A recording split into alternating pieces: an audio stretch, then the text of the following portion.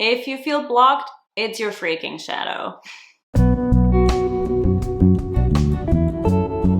Hello my loves, welcome back to my channel, or welcome if you're new here. My name is Lorena. I'm a self-concept coach and I support heart-centered women in changing their self-concept, shifting their identity, embodying their highest potential so that they can become a match to all of the things that they truly, deeply desire and manifest anything that they want in life. If you haven't done it yet, please do leave a like, subscribe to my channel if you still need to do that. I upload videos every Friday. I would love to have you as part of this community so we can all grow and manifest together. If you want to get started on changing your self-concept, really radically shifting your identity and using a holistic, emotionally integrated approach to doing so, which is what I teach, then I invite you to check out the links in the description box below where you get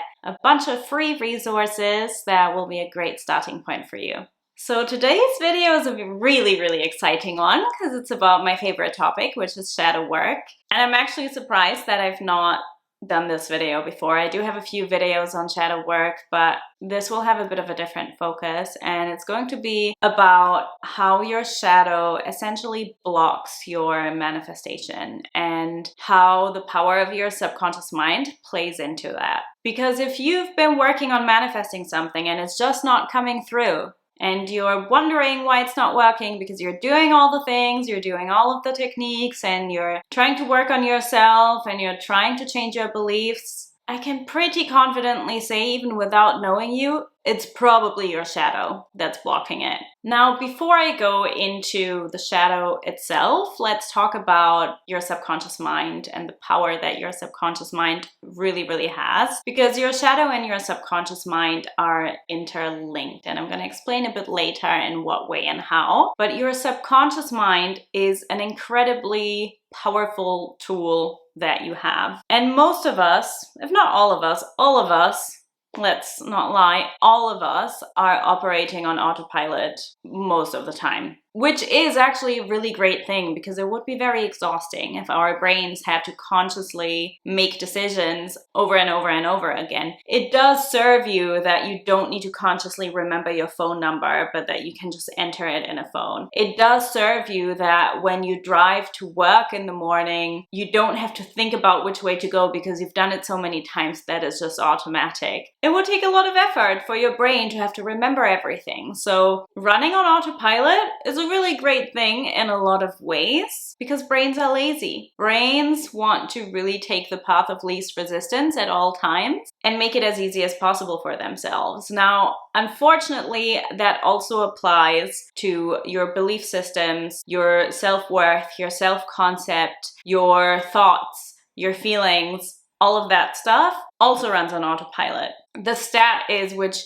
you probably have heard if you're in this space, if you're coming into my field, is 95% of what we do and think and feel and say is operating from our subconscious mind, not from our conscious mind, which is wild. 95% is a lot. And something that I learned from one of my coaches recently is that your subconscious mind gets, I believe it was around 2 million impressions each moment. 2 million impressions, and it filters out between 100 and 200 out of 2 million. That is insane. That out of all the impressions you get, millions of impressions, you only filter out a couple of hundred at the most. That's nothing in comparison to what you're actually receiving. Now, what do you obviously filter by? Your beliefs, the experiences you've made in the past, the self-concept you have, your state, your identity. That's what you filter it by. Everything else that doesn't align with your current identity, with your current self-concept, everything that doesn't align with your belief system just gets filtered out, although it's also there. Now, that is all important to know for us to talk about the shadow. It's a big freaking topic, I will say that. I could do a whole master class. Actually, I could do a whole course on the shadow And I can tell you that because it's so powerful and it's such an essential part, and it is the thing that blocks your manifestations the most, when I work with my clients, is what we spend by far the most time on and what creates the biggest shifts in their self-concept. So it's not something that I can just put into a 10, 20, even 30-minute YouTube video. I couldn't even put it into a masterclass. I teach a whole framework for shadow work in Recreate Yourself. It's a big deal, it's a big thing. But let's bring it down to the root of what your shadow even is. The way I like to define it is your shadow is an unconscious part of your psyche. This is important. It's not conscious, it's unconscious. And I'll get to why that's important later. And it is a part of your psyche, or multiple parts of your psyche, that you have repressed, rejected, that you deny, that you hide, that you maybe feel shame about, that you're maybe embarrassed about, that you don't want to accept about yourself. Everything that you don't like about yourself, everything that you don't want others to see, it gets pushed down into the deepest subconscious. And a lot of people are scared of shadow work because it sounds dark and heavy and like you're gonna feel sticky emotions all of the time. And actually, that's not what it is. It's not if you know how to integrate your shadow. It's not when you know how to transmute your emotions and how to really work with them rather than get lost in them or reject them. But shadow work, uncomfortable or not, it's important work because it's such an essential part of you changing your self-concept, because your shadow is a part of your identity even though you don't want to accept it. Most people, when wanting to change their self-concept, are looking for a quick fix. Most people think it's just about, oh, I'm just telling myself I'm this new version of myself now, or I'm just going to act like this other version of myself now and then it's done. Well, it's not going to be done because you're forgetting about the shadow. It's a massive part of your identity and it's often completely unconscious. If you feel blocked, it's your freaking shadow.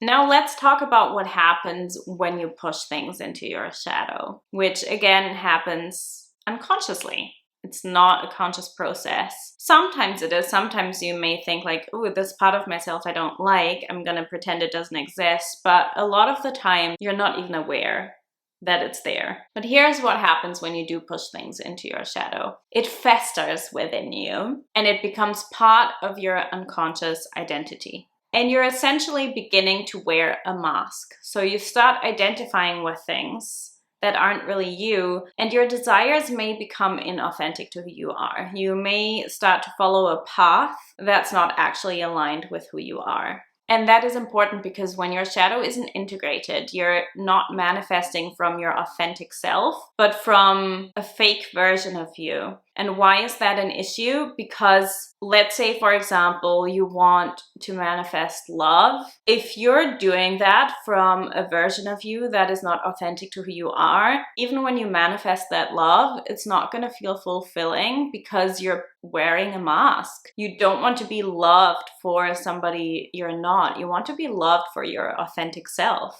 You want all these parts of yourself that you maybe do feel a bit of shame about. You want these parts to be loved too. You don't want these parts to be shamed further, do you? The other big part is that if you push things into your shadow, deep into your subconscious mind, what happens is that it actually projects outward and manifests in your reality. And that's the thing everybody is afraid of. That's why people avoid shadow work, because they think when they actually face these shadows, they're going to manifest. But it's quite the opposite. It's when you don't face them, you push them into your subconscious mind. And remember what I said about the subconscious mind? We largely operate from our subconscious mind, and it's largely automatic. So if you're not aware of what's in there, and if it's not integrated, you're going to operate from that. So you're exactly experiencing the thing that you want to avoid. You're essentially manifesting what you actively try to avoid. The more you push it down, the more you try to hide it, the more you try to pretend it doesn't exist, the more it's gonna project outward and manifest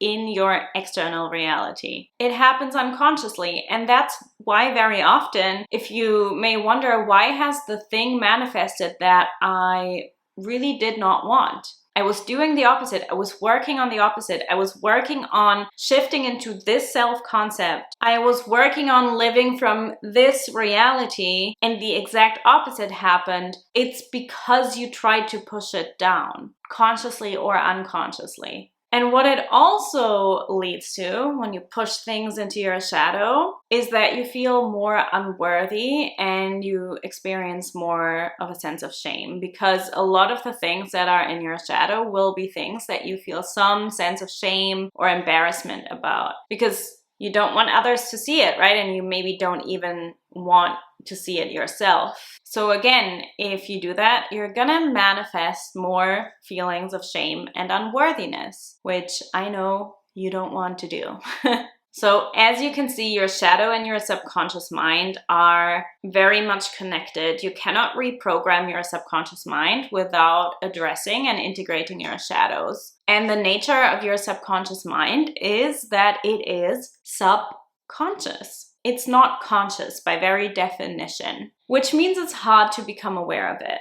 And what people often try to do is they try to program things over it by saying affirmations, by using their imagination, even things like hypnosis that are great tools for subconscious reprogramming. That's a step better than just doing it with conscious thoughts. But nonetheless, if you just lay stuff over what's already there and you don't dismantle it and you don't do the deeper integration, you're going to hit a wall at some point. You're only going to get so far. And I would even say that with shadow work. You can definitely get started with shadow work on your own if it's new to you. Do be gentle, do be careful, because it can bring a lot of stuff up. But the integration work I find very hard to do on your own. I began working with my shadow on my own, and then I hit a wall at some point because my subconscious mind tried to keep it hidden from me. And that's what your subconscious mind will do. It doesn't really want you to know, because that's part of the protective mechanism, is to hide it from you also. It wants to protect you from the truth. It takes a lot of conscious work, but it is extremely rewarding, and it's going to radically shift your self-concept. It's going to absolutely change your life, and it is going to clear and open the channel for you to manifest the things that you really, truly, authentically desire. So you're not going to feel so blocked anymore. I would love to know from you. Please leave me a comment. What is something that you feel blocked in? Where do you feel like there is some sort of blockage that you need to release in your manifestation process? And maybe there's a shadow right here. I hope you enjoyed this, and I will see you in next week's video.